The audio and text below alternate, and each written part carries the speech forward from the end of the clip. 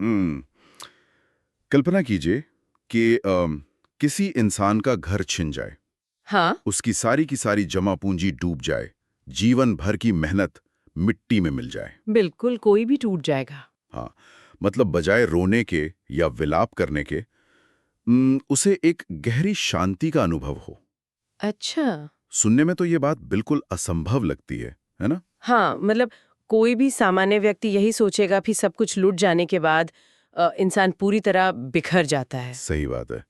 लेकिन क्या ऐसा हो सकता है कि जो चीजें हमें ताकतवर महसूस कराती हैं, हम्म। जैसे? जैसे हमारा रुतबा, हमारी संपत्ति, हमारा बैंक बैलेंस, क्या ऐसा हो सकता है कि वही असल में हमारे जीवन की सबसे बड़ी बेड़ियां हों? बाप रे, ये तो बहुत ही गहरा सवाल है।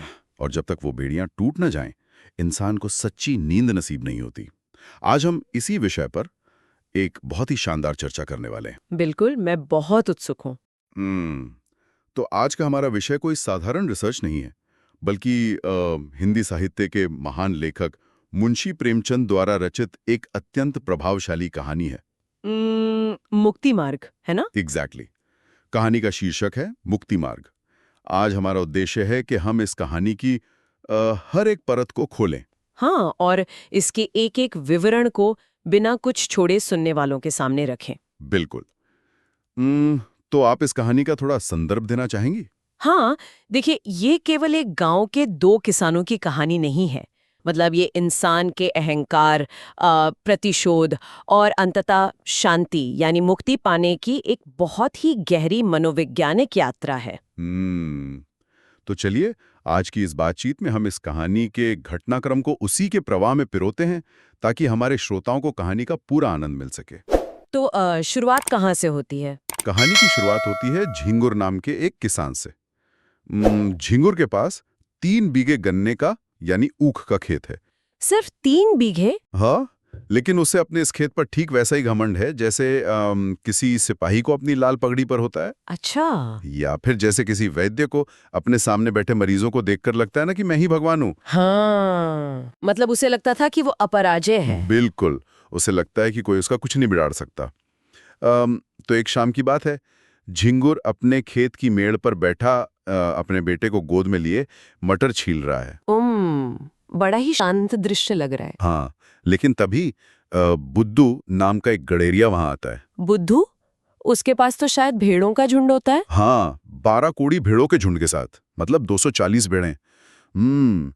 और बुद्धू उसी संकरी मेड़ से अपनी भेड़ों को गुजारना चाहता है। ताकि उसका वो जो गांव का लंबा चक्कर है वो बच सके। एग्जैक्टली अब अगर इसे आज के जमाने के हिसाब से समझे, हाँ। तो ये स्थिति बिल्कुल वैसी ही है जैसे किसी पतली सी गली में दो बड़ी गाड़ियां आमने सामने आ जाएं अरे बाप रे, हाँ। और दोनों ही ड्राइवर अपने अहंकार में गाड़ी पीछे लेने से मना कर दें।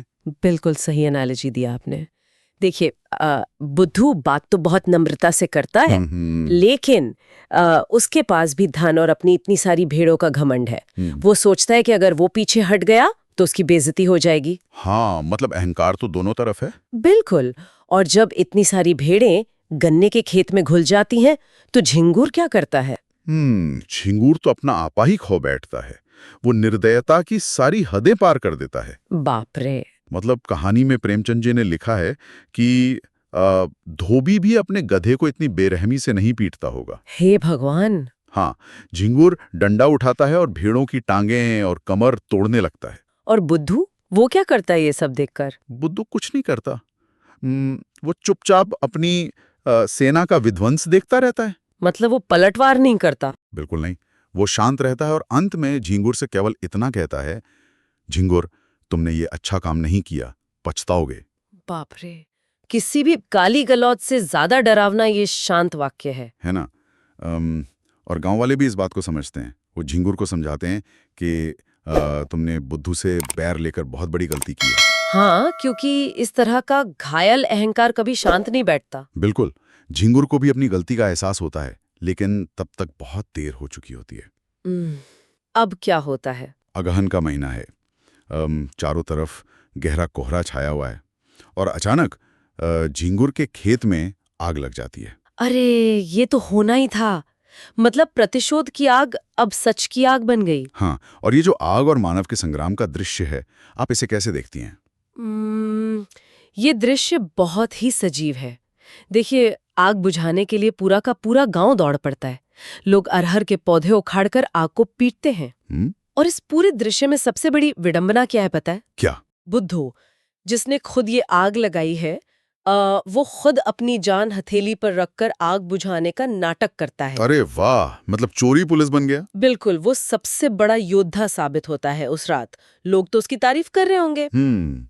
अंततः मानव दल जीत तो जाता है, आग बुझ जाती है, लेकिन ये ऐसी जीत है जिस पर हार भी हंसे भी। क्योंकि पूरे गांव की ऊख यानी गन्ना वो तो जलकर राख हो चुका है। झींगुर का तो सब कुछ लुट गया। हाँ, और इस घटना के परिणाम बहुत भयंकर होते हैं। जाहिर है, सर्दियों का मौसम है। हाँ, पूस और माघ के कड़ाके की ठंड है। बिना गन्ने के रस और अलाव की आग के गांव के जानवर मरने लगते हैं। बाप रे। पूरे गांव को बुखार और खांसी जकड़ लेती है। और मुझे यकीन है कि लोग इसका जिम्मेदार झींगुर को ही मान रहे होंगे। एग्जैक्टली। जो लोग कल तक उसकी खुशामद करते थे, वो सब उसे ताने मारने लगते हैं। तो मैं आपसे पूछना चाहता हूँ। हाँ, बताइए। जब इंसान इस तरह पूरी तरह टूट जाता है, समाज उसे नकार देता है, तो क्या वो हार मान लेता है? मुझे लगता है कि जब इंसान का सब कुछ छिन जाता है ना, तो वो पहले से ज्यादा खतरनाक हो जाता है। अच्छा। हाँ, झींगुर अब कूटनीति का सहारा लेता है। वो बुद्धू से बदला लेने की ठानता है, लेकिन ऊपर से उससे गहरी दोस्ती का नाटक करता है। मतलब मीठा जहर? बिल्कुल। वो सन की मशीन में जो हेम्प होता है, उसकी मशीन में मजदूरी करता है और अक्सर बुद्धू के घर जाकर उसी का दिया दूध और खाना खाता है। अरे, मतलब अपने दुश्मन के घर जाके खाना खा रहा है? हाँ, और जब एक दिन बुद्धू उससे पूछता है कि अगर तुम्हें आग लगाने वाले का पता चले तो तुम क्या करोगे? तो झिंगुर क्या कहता है? झिंगुर बड़ी चालाकी से कहता है कि मैं तो उसे धन्यवाद दूंगा। धन्यवाद? क्यों? क्योंकि उसी ने उसका घमंड तोड़ा है। और बुद्धू इस झूठी महानता के धोखे में पूरी तरह आ जाता है। क्या बात है, मतलब झिंगुर ने उसका दिमाग ही घुमा दिया। वो सोचता है कि झिंगुर तो एकदम संत बन दे। लेकिन अंदर ही अंदर झिंगुर आग में जल रहा था। और उधर फागुन के महीने में बुद्धू का कारोबार एकदम चरम पर है। बुद्धू तो अमीर हो रहा था ना? बहुत अमीर। उसने भेड़ों को खेतों में बैठाने की जो फीस थी वो दुगनी कर दी। 6 कमरों का नया घर बनवा रहा है। बाप रे, 6 कमरों का घर? हाँ, और बिना पैसे दिए लोगों से बेगार में काम भी करवा रहा है। मतलब उसका अहंकार अब आसमान छू रहा है। और उसके यहाँ शायद किसी कथा की तैयारी भी हो रही थी। बिल्कुल, गृह प्रवेश और सत्यनारायण की कथा की तैयारी। और यही सब देखकर झिंगुर जल भुन जाता है। तो अब झिंगुर क्या साजिश रचता है? झिंगुर गांव के सबसे खतरनाक और कुख्यात आदमी हरिहर चमार के साथ मिलकर षड्यंत्र रचता है। यहाँ प्रेमचंद जी का एक विचार आता है कि बुराइयों में बड़ा प्रेम होता है। हाँ, ये लाइन बहुत गहरी है।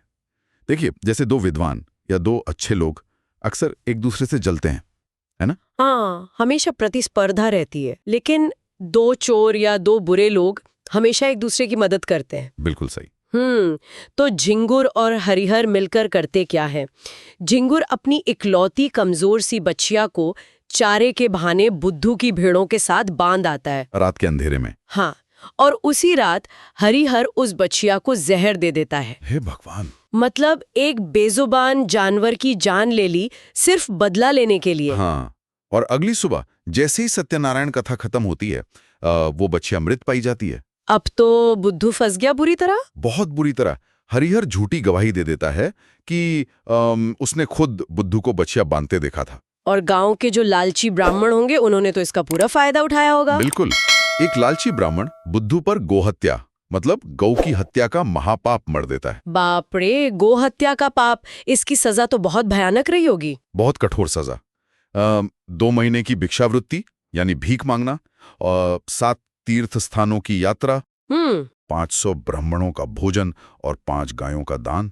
हे भगवान, इतना सब तो एक आम आदमी की जिंदगी भर की कमाई होती है। एग्जैक्टली। और इस दंड को पूरा करने के लिए बुद्धू को अपनी सारी भेड़ें मजबूरी में एक कसाई को यानी बुचड़ को बेचनी पड़ती हैं। और वो भी शायद बहुत कम दाम में। हाँ, सिर्फ 500 रुपए में।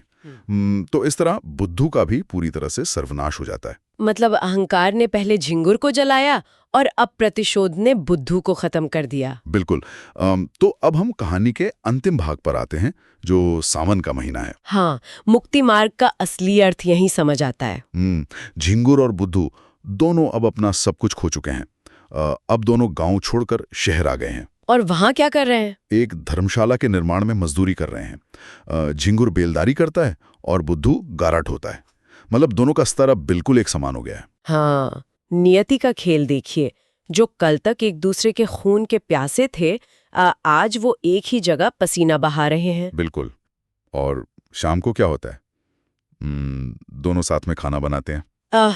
मतलब कोई दुश्मनी नहीं बची अब। नहीं, बुद्धू अपना आटा लाता है और झिंगुर उसी तसले पर, जिसमें वो दिन भर गारा उठाते हैं, उसी पर कच्ची पक्की रोटियां सेकता है। बाप रे, कहाँ 6 कमरों का घर और कहाँ तसले पर रोटियां। हाँ, और वे नमक और लाल मिर्च के साथ खाना खाते हैं। और यहीं पर कहानी का सबसे शक्तिशाली क्षण आता है।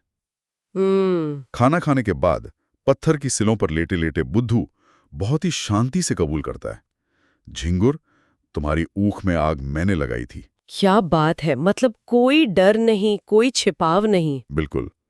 और झिंगुर बिना किसी गुस्से या नफरत के सिर्फ इतना कहता है, जानता हूं। और फिर झिंगुर भी सच बोल देता होगा। हाँ, झिंगुर भी उसी शांति से स्वीकार करता है, बछिया मैंने ही बांधी थी और हरिहर ने उसे कुछ खिला दिया था। और बुद्धू का जवाब? बुद्धू भी बस इतना कहता है, जानता हूं। और इसके बाद दोनों गहरी नींद सो जाते हैं। ये वाकई रोंगटे खड़े कर देने वाला अंत है ना? मतलब आप सोचिए, जब किसी को पता चले कि उसी के पास लेटे आदमी ने उसका घर फूका था, तो वो तो उसका गला दबा दे। बिल्कुल, लेकिन यहाँ दोनों इतनी शांति से सो रहे हैं क्योंकि उनके पास अब बचाने के लिए कोई अहंकार बचा ही नहीं है। असली मुक्ति मार्ग यानी शांति का पथ वो तीर्थ यात्रा नहीं थी जो बुद्धू ने की थी। हाँ, बल्कि ये उस अहंकार और माया जाल का टूटना था जिसके खत्म होते ही दोनों दुश्मनों को अपने जीवन की सबसे गहरी और सुकून भरी नींद आ गई। क्या बात है, बहुत खूब कहा आपने। तो आप सभी सुनने वालों के लिए हम एक विचार छोड़ के जा रहे हैं। बिल्कुल। क्या इंसान का सबसे बड़ा दुश्मन उसका अपना वो अहंकार है जो उसे संपत्तियों और रुतबे से मिलता है? आप खुद मनन कीजिएगा। हाँ, इस भागदौड़ भरी जिंदगी में ये सवाल खुद से पूछना बहुत जरूरी है। बिल्कुल। तो इस कहानी को अंत तक सुनने के लिए और हमारे साथ इस सफर में बने रहने के लिए आप सभी श्रोताओं का बहुत बहुत धन्यवाद। धन्यवाद। अगर आपको ये कहानी पसंद आई हो तो इसे लाइक करें, अपने दोस्तों के साथ शेयर करें और हमारे चैनल आज की कहानी को सब्सक्राइब करना बिल्कुल ना भूलें। हाँ, और बेल आइकन को भी जरूर दबा दें। बिल्कुल, बेल आइकन को जरूर दबाएं ताकि जब भी कोई नई कहानी आए तो आपको तुरंत नोटिफिकेशन मिल जाए। मिलते हैं अगली कहानी में, तब तक के लिए धन्यवाद।